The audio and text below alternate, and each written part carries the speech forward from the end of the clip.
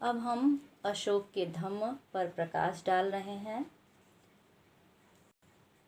कलिंग युद्ध के पश्चात, जैसा कि अभी हमने उपर्युक्त वीडियो में बताया कि कलिंग युद्ध के पश्चात अशोक बौद्ध धर्म के प्रभाव में आया और उसने बौद्ध धर्म की दीक्षा ली।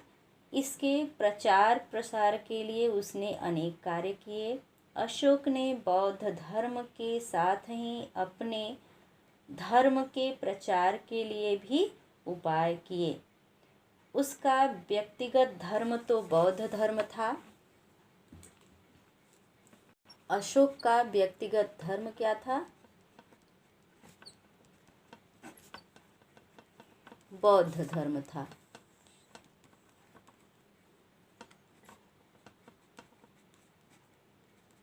किंतु उसने कभी भी जनसाधारण को अपने व्यक्तिगत धर्म को मानने के लिए बाध्य नहीं किया, अर्थात दबाव नहीं डाला, बल्कि उसने जनसाधारण के लिए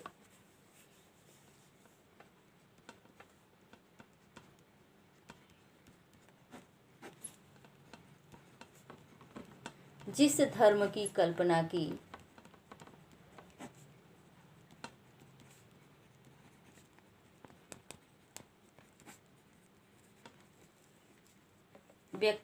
अपना जो व्यक्तिगत धर्म था वह जनसाधारण पर नहीं डाला, बल्कि उसने जनसाधारण के लिए एक धर्म की कल्पना की।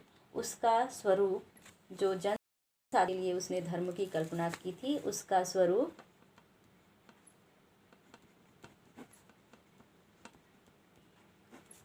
बौद्ध धर्म से भिन्न था।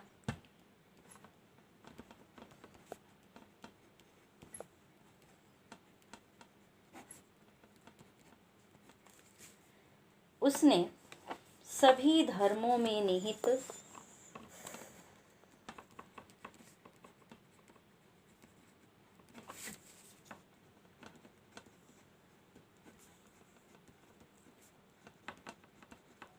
अच्छी बातों को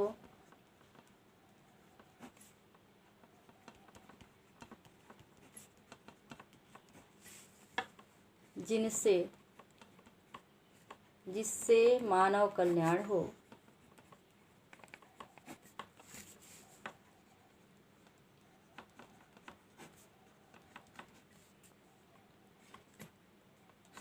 जो मानव कल्याण से संबंधित बातें किसी भी धर्म में थी, उनको अच्छी बातों को उसने क्या किया, निहित धर्मों में निहित अच्छी बातों को संकलित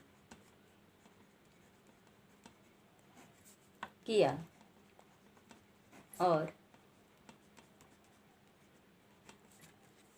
वहीं प्रजा पर लागू किया।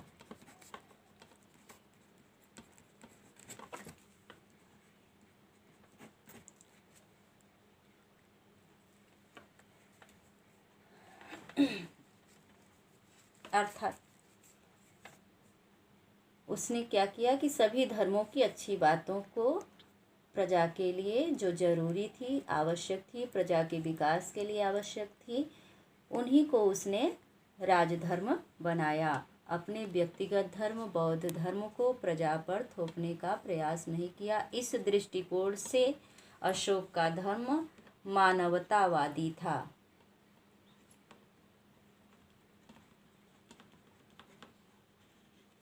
तब मनुष्य के कल्याण पर आधारित धर्म ही अशोक का धर्म था। अब हम अशोक के साम्राज्य विस्तार पर प्रकाश डालेंगे। साम्राज्य विस्तार।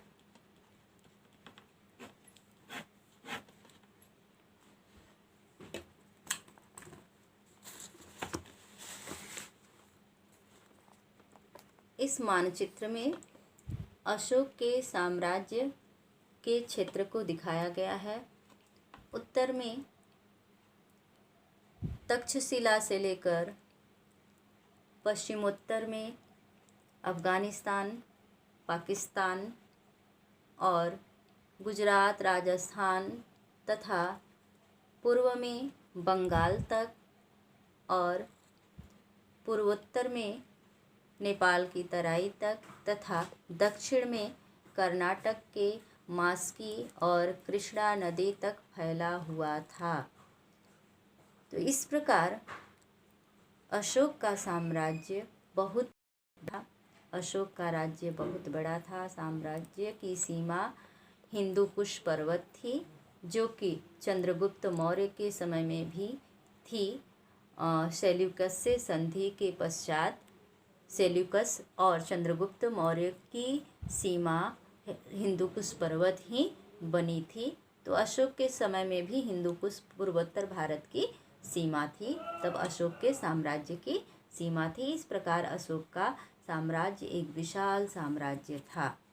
अब हम